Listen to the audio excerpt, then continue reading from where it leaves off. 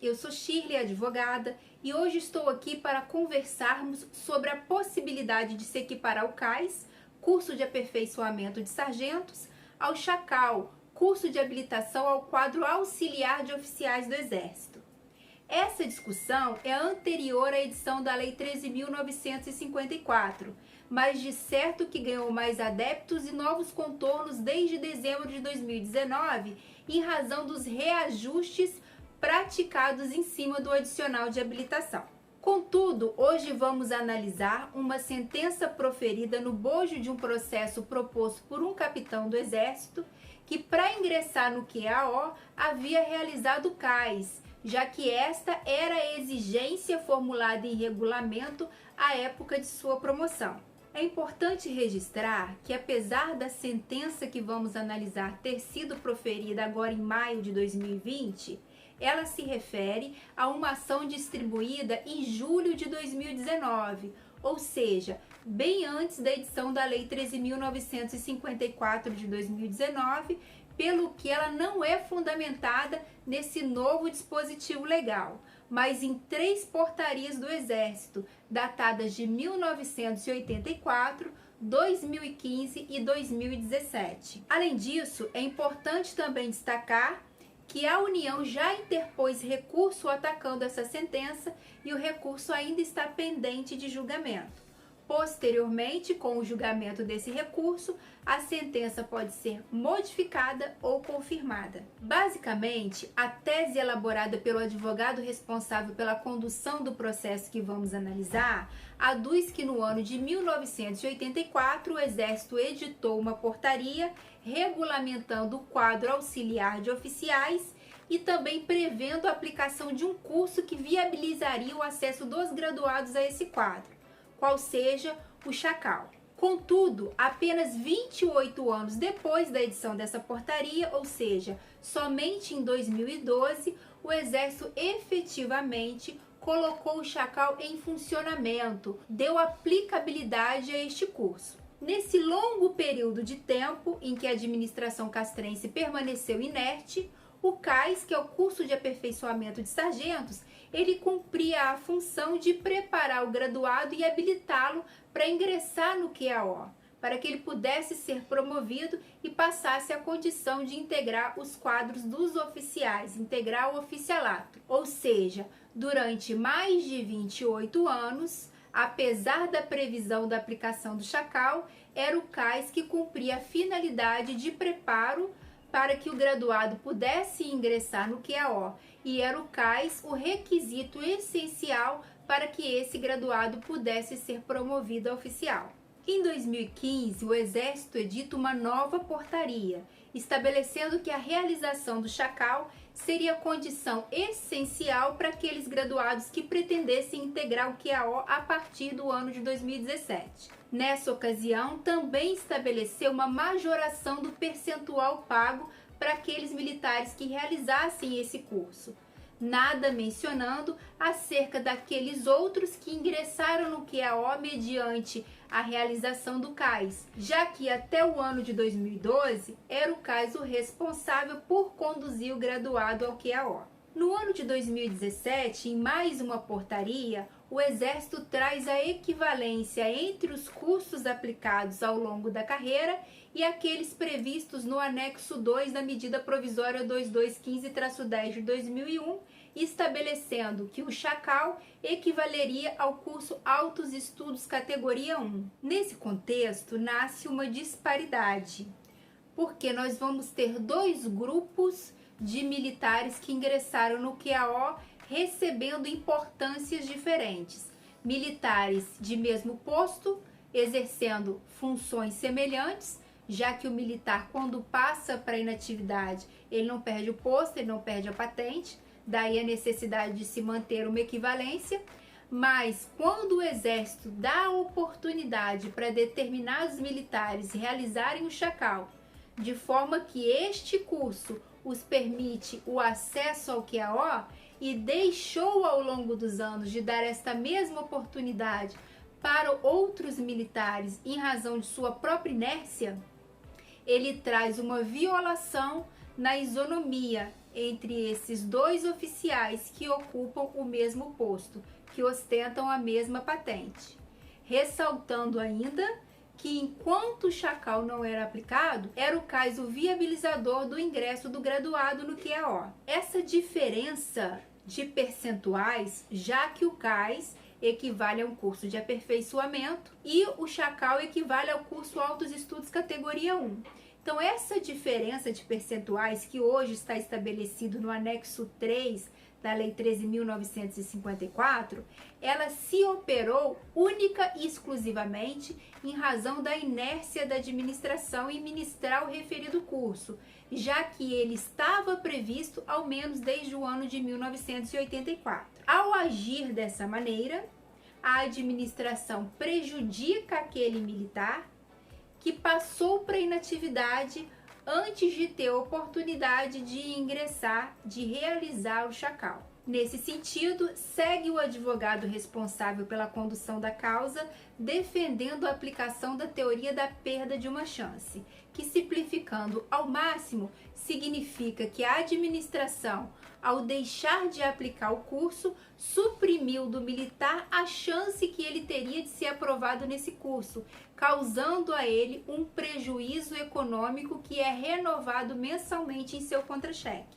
E com esses argumentos, o autor da ação requereu a condenação da União para que esta lhe pague percentual equivalente àquele pago aos militares que ingressaram no QAO mediante a realização do chacal, trazendo uma equivalência entre a finalidade desses dois cursos. Então, a quem se aplica essa tese?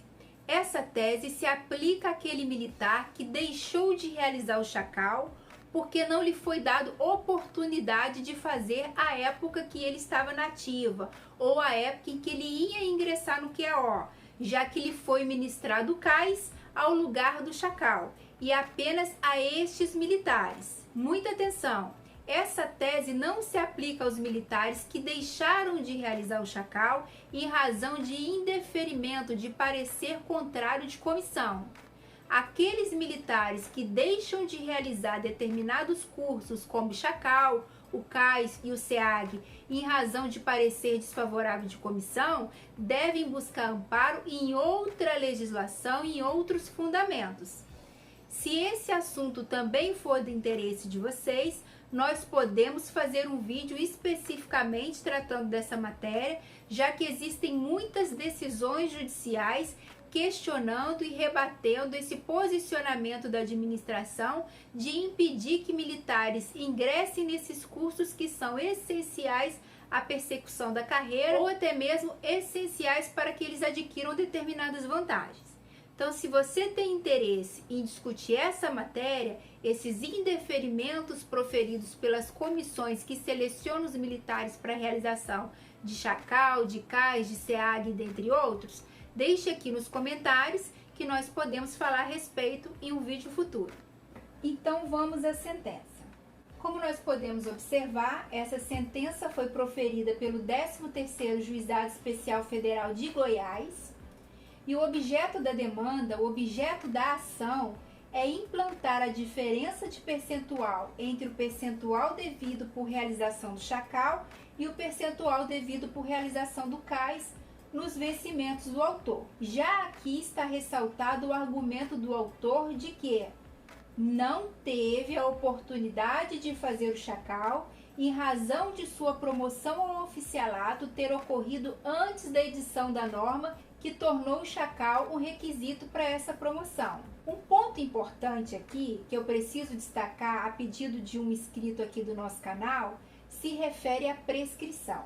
A prescrição, para quem não sabe, é a perda da pretensão daquele que não exerceu seu direito num determinado espaço de tempo. Ou seja, todo titular de um direito, toda pessoa que possui um direito ou que acredita possuir um direito, ela pode exigir o cumprimento deste direito ou uma reparação pela violação dele na via judicial. Contudo, esse poder de exigir a reparação ou o cumprimento do direito, ele não é eterno. Ele é limitado no tempo a fim de trazer segurança para as relações jurídicas. Assim, no caso em análise, o direito do particular reclamar em juízo a reparação por ato praticado pela administração pública decai em 5 anos.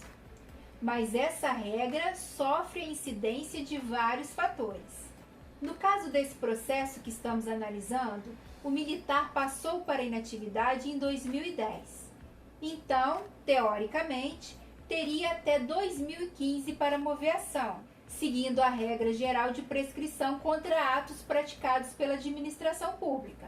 Contudo, a ação foi distribuída em julho de 2019, mas o juiz deixa de aplicar a prescrição ao fundo de direito porque estamos diante de uma lesão a um direito de prestações de trato sucessivo. Isso significa que, por conta do ato administrativo combatido, o autor da demanda vem sofrendo lesões mês a mês.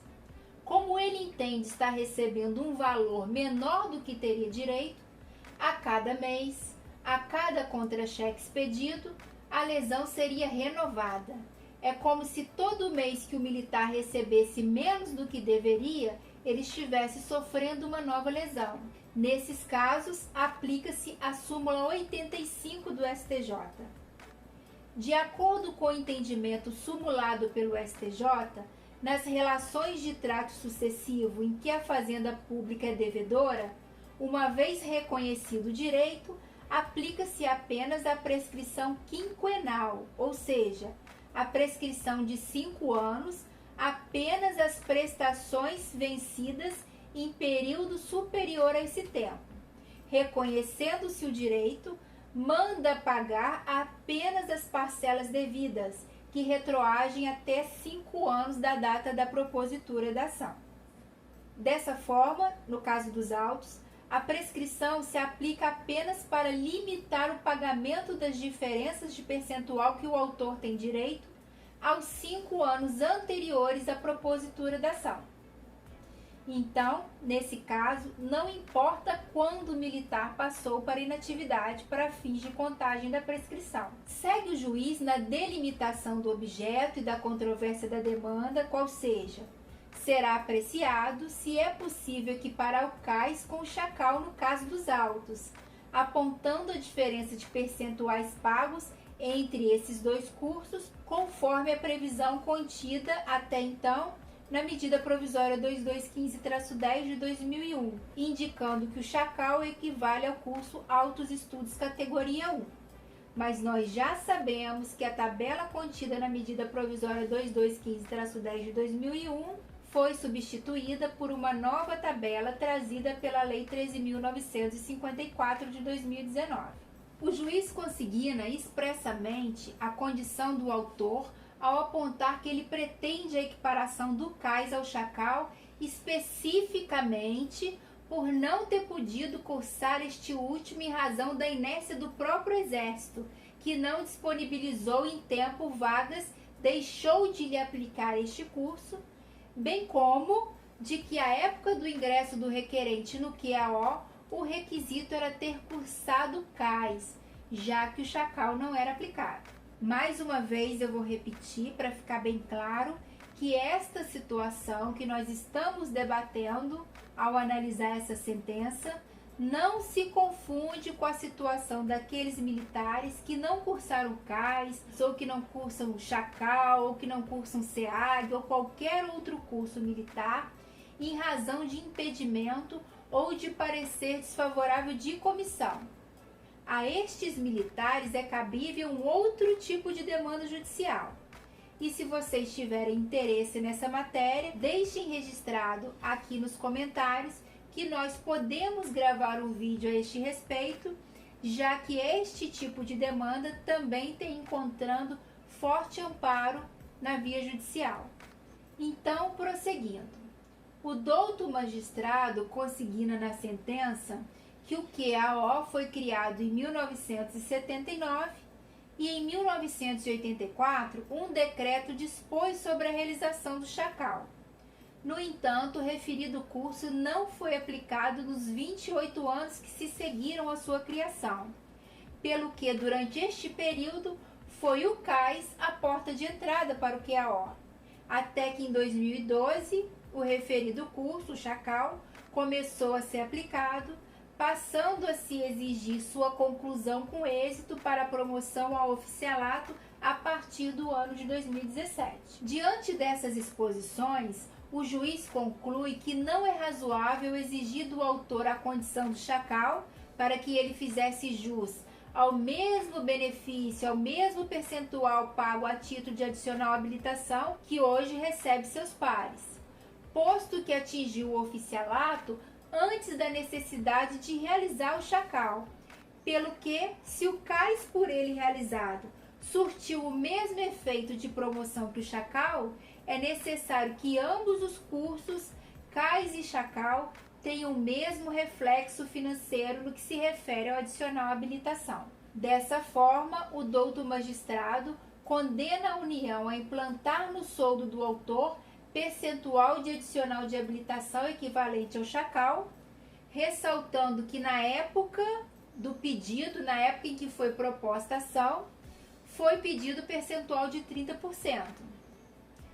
Mas, como a sentença foi publicada em maio de 2020 e diante das inovações trazidas pela Lei 13.954, que determinou a majoração do referido percentual a partir de 1º de julho de 2020, que passou de 30% para 42% sobre o soldo, houve um questionamento subsequente do autor, no bojo desse mesmo processo, em sede de embargos de declaração, pelo que o próprio juiz da causa determinou que fossem observados os percentuais devidos pela realização do curso Chacal na legislação pertinente.